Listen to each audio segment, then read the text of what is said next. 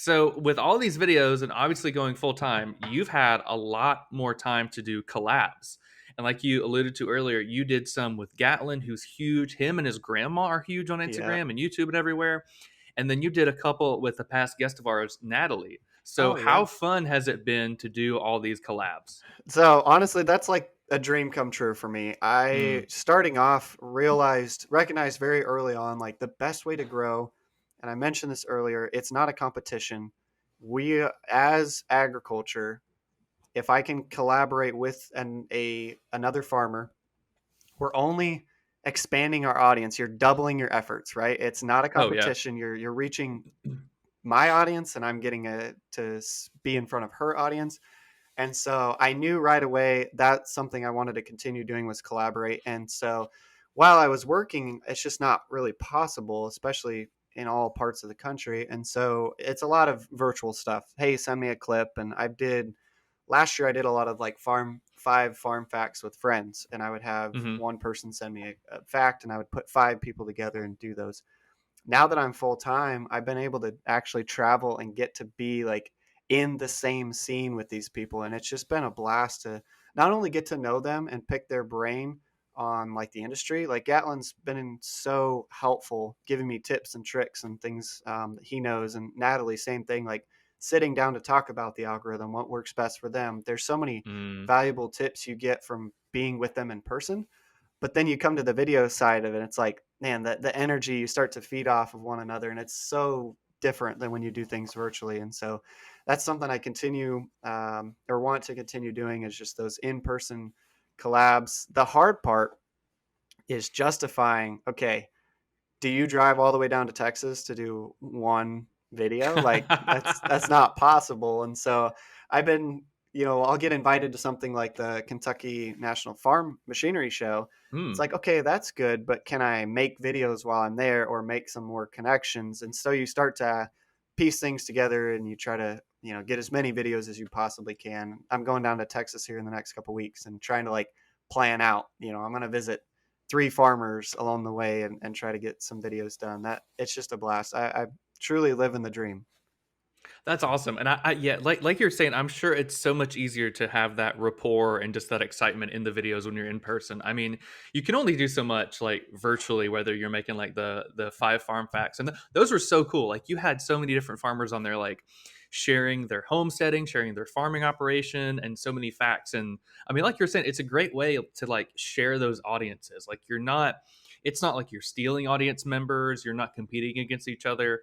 You're literally just helping everybody grow. You're helping the audience learn more, exposing them to more influencers and more educators out there. So it's great. I love the collaborative nature that you're talking about. Yeah. What's that phrase? There's rising tide lifts all boats. That Oh yeah. that is kind of how I look at it is, anybody in agriculture, you asked if I'm a farmer homesteader, like my thing is if you're growing food, like I'm here for it and I want to help you out. Yeah, that's really good. A rising tide lifts all ships. I've heard that a lot. And I mean, I might be a little bit biased, but I think the ag community online is amazing because you don't see a whole lot of bickering. There's so much collaboration. Like, I've picked brains of people and podcasts in this space, and everybody's like super accepting, super open. And I feel like you don't really get that a whole lot in different industries.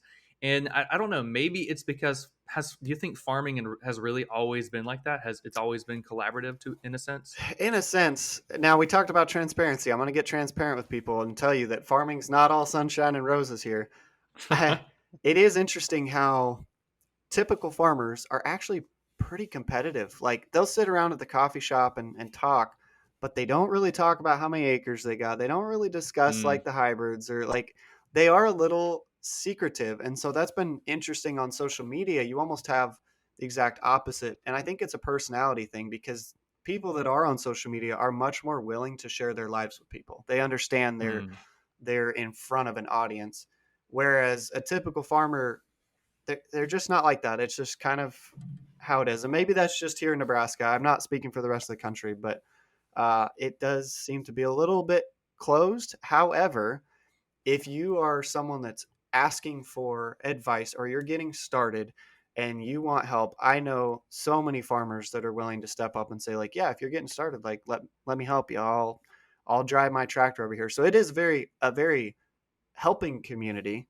They just don't share a lot of like insider secrets all the time, but they're definitely willing to help you get started if you ask. That's true, and I feel like I don't know, years ago, and even today, there's like this taboo of like never ask how big a farmer's farm is, like how Hmm. many acres they Don't ask farm, them how how many many head of cows they cattle. have. Yeah. Exactly, you don't ask that stuff, but you can maybe ask them, well, how did you start your business? How did you start sharing your business online? But yeah, the collaborative nature has gotten really big, which I think is huge because there's so many people out there, like influencers or educators. Like, I do you consider yourself like an educator or an influencer? Because I consider you more of an educator. Yeah, so I like Educator a lot more. I'm not an influencer. Like if I post something and tell people, "Hey, you need to go buy this lipstick," like nobody cares. They don't they don't not just cuz it's lipstick. I don't sell things. I'm trying to educate people. And so the people that I do work with when it comes to influencing, Eaton Pet and Pasture is one of my sponsors. They were actually super instrumental in me being able to leave my job because I got them on a like I said, hey, this is what I'm trying to do. Would you guys be able to sponsor me for 6 months? And we've actually extended that now to a year. Um, Nice.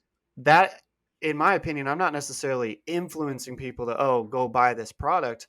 What their product is lines up exactly with what I'm trying to educate people on is like, this product helps your animals. And so here is why I like this better than the traditional type of bedding. And so I'm just educating.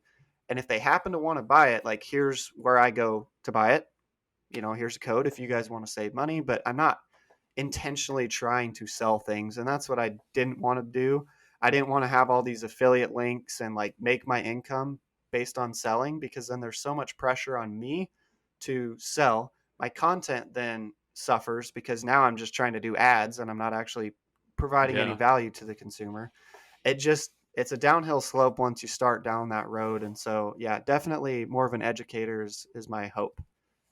Yeah, I feel like influencers, like they're the apex of their world. Like they're trying to sell themselves, their products, and stuff like that. Like think about like the Paul brothers, the Kardashians, stuff like that. But you guys, like you, Natalie, Gatlin, millennial farmers, so many people, like they're not the apex. Like agriculture and farming in general is the apex, and Mhm. they're like much more educating instead of like influencing, which I think is cool. And your transparency, I'm like, yeah, like I like these products.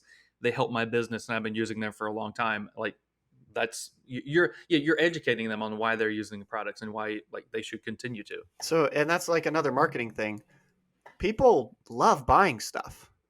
Oh Like yeah. I love buying stuff, but I don't like being told you need to buy this. So I'm ready Mm, to buy things, but I'm waiting for the right person to like tell me why their product is going to help. And I think even from an agriculture standpoint, that's a principle we need to look at is like, don't say, hey, you should be buying local. Like, buy local because it's the right thing to do. That's not going to sell anything. You should say, hey, buy local because guess what? Now you know your farmer. You can ask them about what vaccines they're using. Look at that. mm. You can ask them what they're feeding. Like, the value is what we should be selling, not, what we're trying to get out of it of supporting local and keeping your dollars close. Just sharing that with people, I think, is a good marketing approach for anybody, but especially in agriculture. Yeah, that's a really good point. Like sharing the whys, and like no, it's not just it's a good thing to do. Like you can like telling them what they can do once they build those relationships. That's huge. And Yeah. I feel like we have so many good talking points and quotes and reels and videos from this interview. This is amazing. So yeah, I mean, what are some future ones? You're going to Texas. Are there any other like big collaborations you're trying to plan in the next couple of months? I actually don't have a lot planned. Like I said, I'm going to Texas. One of the things I wanted to do, the catalyst, I talked about wanting to be with my family, but there was a catalyst moment where my dad Mm, called and he said, hey, a friend of mine wants to go fishing tomorrow. And he's like, would you like to go with me? And it was a Wednesday. And I was like, I can't get off work. It's just not possible. And that killed me because I know mm. what's that song? The Cats in the Cradle. I was like, Okay, I'm yeah. I'm in Cats in the Cradle right now. Like I'm telling my dad I don't have time for him. And so I'm actually going on a fishing trip with my dad. And that was like a moment for me. Is like, I'm gonna go fishing with my dad. So we're going fishing in May, and then after that, it's actually gonna be pretty slow. We're having a baby in August. So Oh, I'm congrats. Okay. I'm gonna try to stick around home a little bit and try to get caught up on things. But yeah, a lot of collaborations. Past that, like wintertime, game on. If anybody wants wants a crazy farm influencer out filming stuff, you let me know. I just got back from Arizona actually doing a cattle branding, and that was kind of a fun one for me. I've worked with cattle before, but being able to be on horseback in the mountains of Arizona, like learning what a cowboy does and the importance of calving and branding and castrating, all that kind of fun stuff was a really neat experience. So just got back from that. I still have a couple videos that I'll be posting there as well. Hey everybody, welcome to our DC studio here with Farm Traveler. If you like this video, consider liking. If you want to comment on it, of course commenting, that helps us out a ton. And if you want to see more content on Farm Traveler, how you can connect with farmers, more farm tours, stuff like that, and of course clips from our podcast, hit subscribe. We just crossed over 1,000 subscribers, so thank you all so much. We have new content every week. And of course, our little shorts here, which are, like reels, but on YouTube. So thanks for watching. Check out more videos. We'll see you in the next one.